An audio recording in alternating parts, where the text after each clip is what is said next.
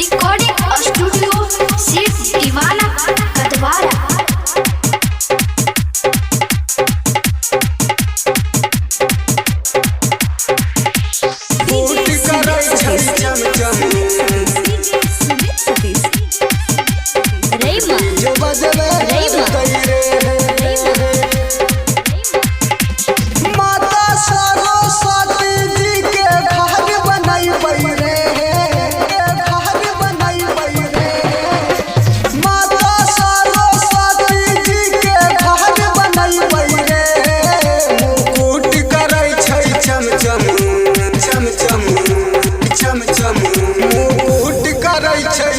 चम डीजे बजबे करतै रे मुकुट करै छै चम चम डीजे बजबे करतै रे।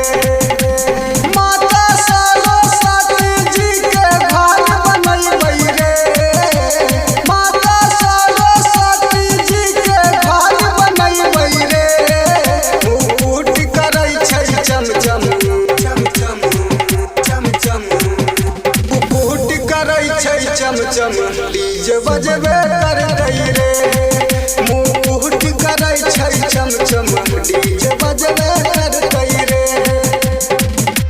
मुकुट करै छै चम चम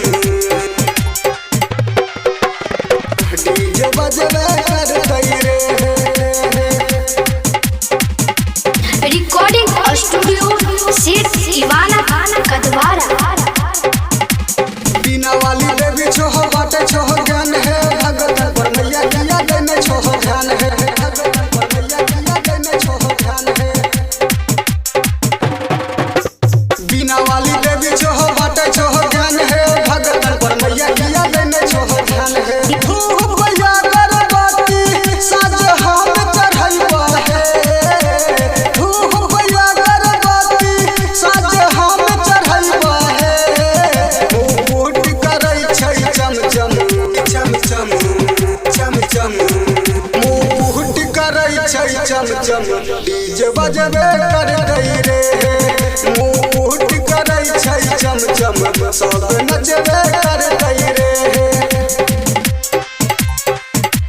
मुकुट करै छै चम चम डीजे बजबे करतै रे। रिकॉर्डिंग स्टूडियो सेठ दीवाना कदवारा। करवा भसान मैया मिल के करबे डांस है चाहे चलते लाठी वाला चाहे चलते बास है चाहे चलते लाठी वाला चाहे चलते बास है। करवा भसान मैया मिल के करबे डांस है चाहे चलते लाठी वाला चाहे चलते बास है। सेठ दीवाना मुखिया नील गाना बजाता है सेठ दीवाना मुखिया नील गाना बजाता है मुकुट करै छै चम चम चम चम चम चम मुकुट करै छै चम चम डीजे बजबे करतै रे मुकुट करै छै चम चम सब नचबे करतै रे।